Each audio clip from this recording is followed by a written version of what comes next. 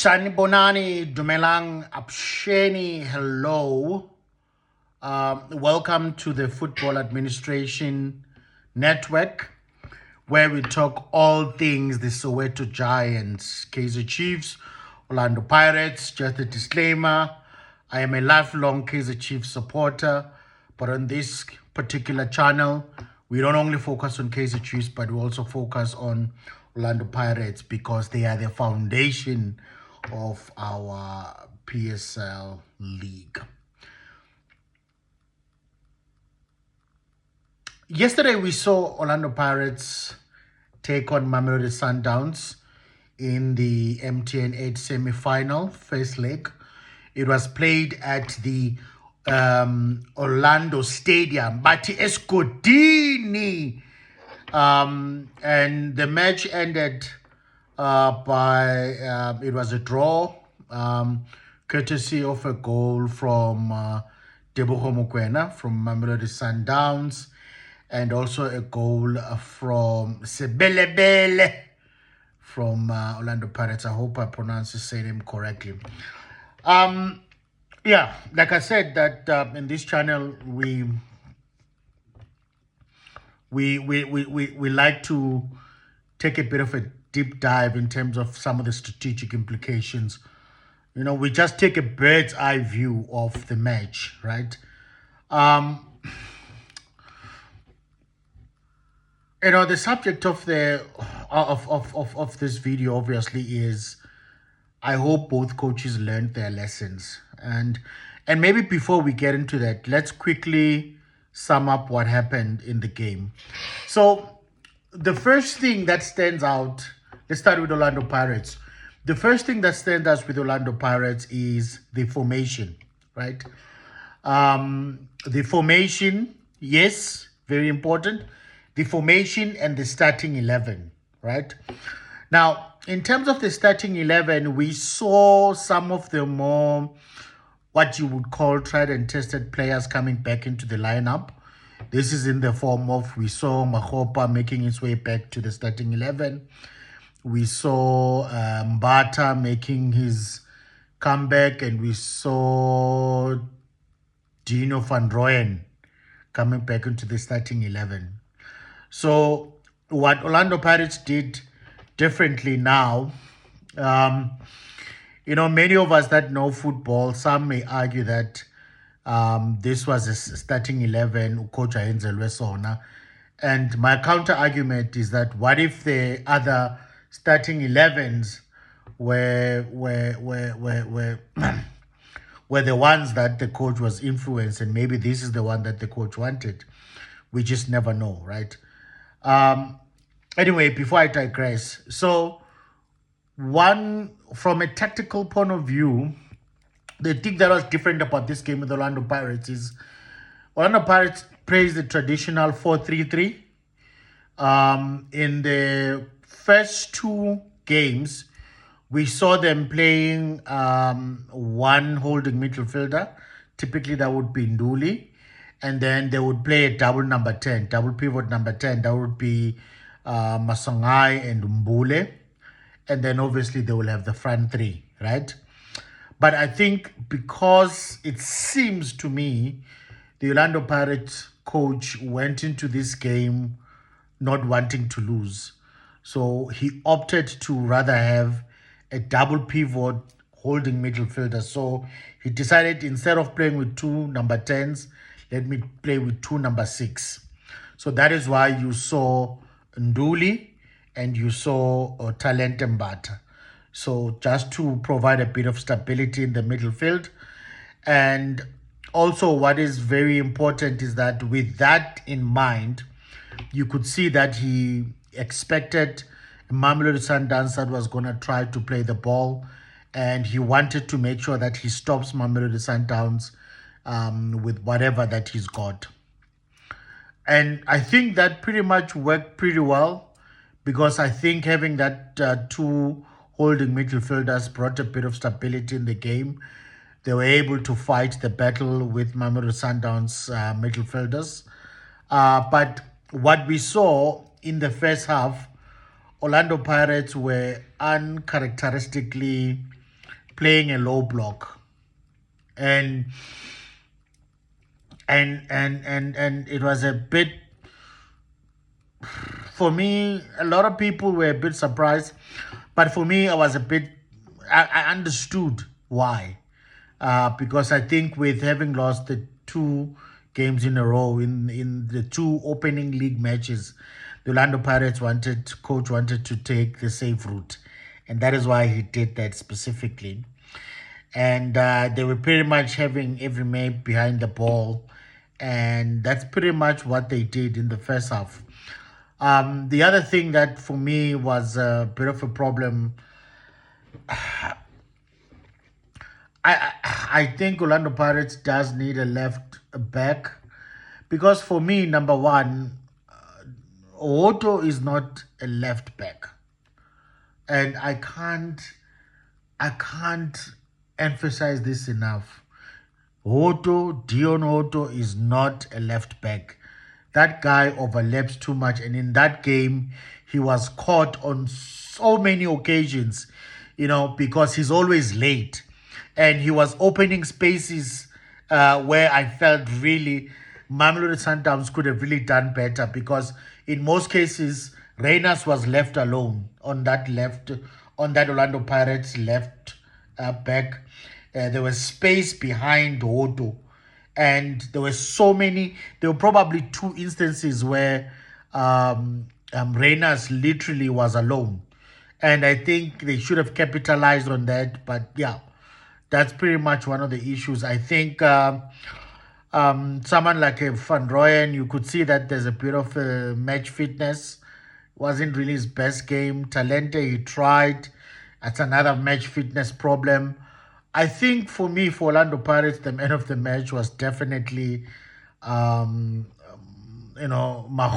because um, he really did very well with holding the ball for Orlando Pirates, becoming a nuisance, giving Mamelodi Sundowns a headache, and really it just begins to show one of the reasons why they like him, because he seems to shine in these big games.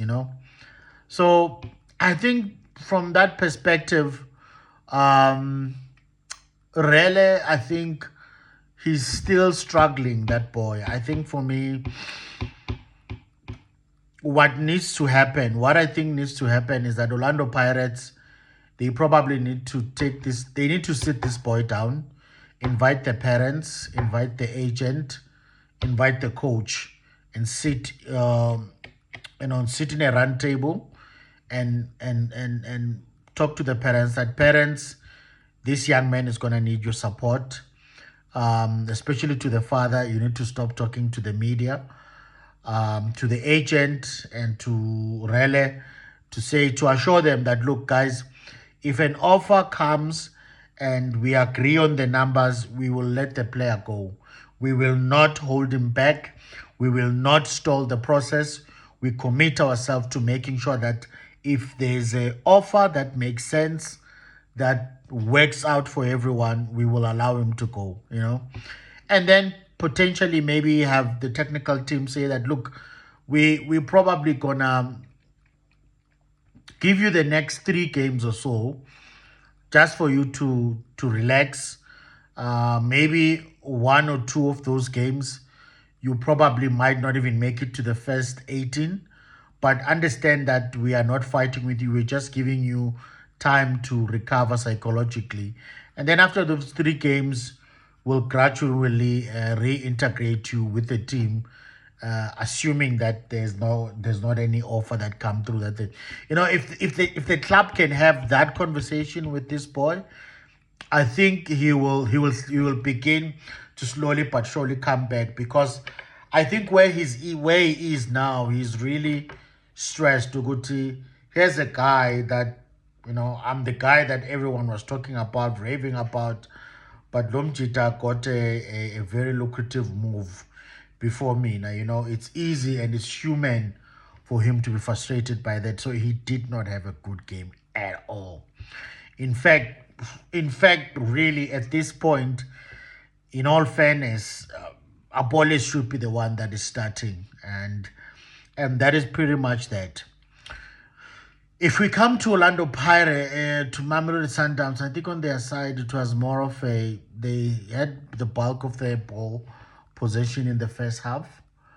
But one thing I picked up with Sundowns is that you can see that they are lacking that Ribeiro creativity because they held the ball, but they did not know what to do. So I think that Mukwena, Allende, and Jaden Adams, to me, they feel like they're the same players. They're the same type of players. And why I say that is that, yes, they are good players as number eights, but they lack that creativity that a typical number 10 would have, like Umshish. So I think when Mshishi went off and they brought in Jaden Adams, um, it just felt like there was like a ceiling that Sundowns reached, that we're going to hold on to the ball, but beyond that, nothing much, really.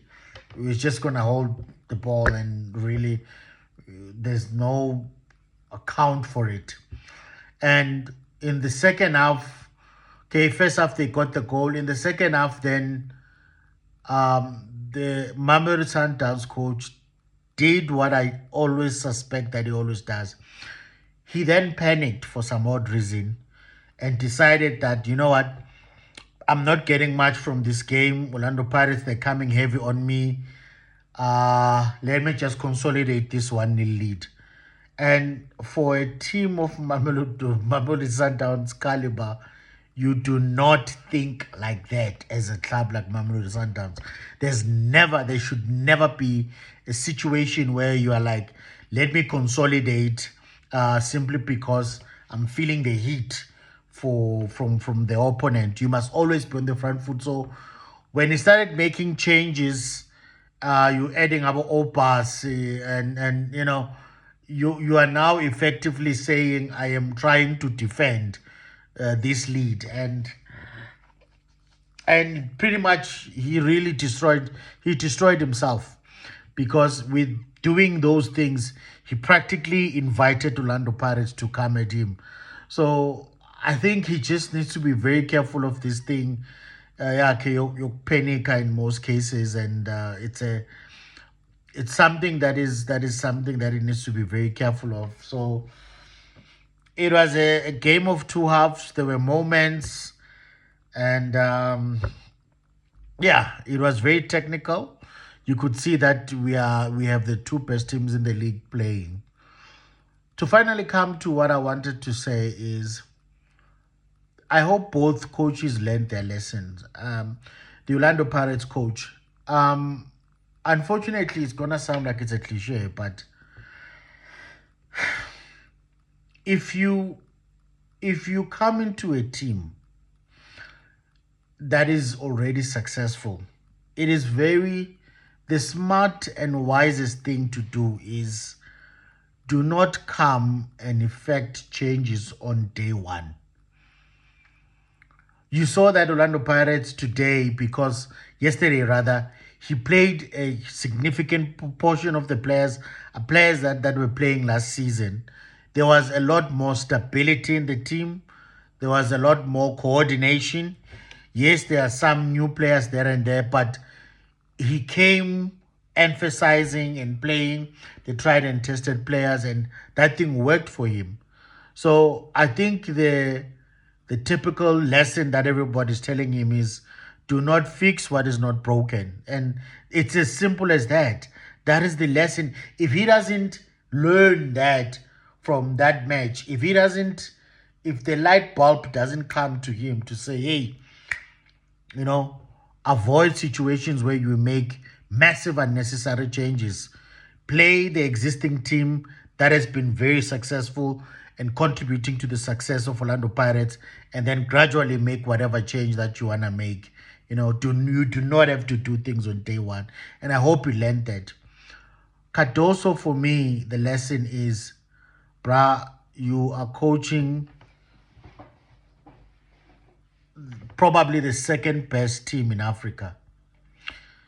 And you cannot You cannot panic. You cannot find yourself allowing matches and games to make you panic. You cannot make decisions out of panic. You need to be on the front foot at all times. If you are coaching a team like Mamelodi Sundowns, there should be never any circumstances where you are trying to dilly-dally, you are trying to consolidate. No. For a team of Mamelodi Sundowns caliber, you do not do that. So stop making decision out of panic and be able to trust the quality that is in your team to see things through. You cannot halfway throughout the match when you want to change the entire system, the way the team plays, when you wanna turn it upside down, midway the match. What do you think is gonna happen? Because he completely changed Mamelodi Sundowns. It was now a completely different team. About Opasi, at some point I think if I'm not mistaken, did Modiba come into the middle? Like, it was just a lot, a lot happening. For about Divine Lunga, it was just a lot really happening at the same time. So it's very important for him to relax. It's very important for him to be composed because you are coaching a big team. So I think those are the two things for the both coaches. One, do not change what is not broken, rather build on that. The other one, do not panic. See things through. You are coaching a big team, one of the big teams in this continent. So yeah, let's look at the second leg that's gonna come this week, and yeah, wish you nothing but love.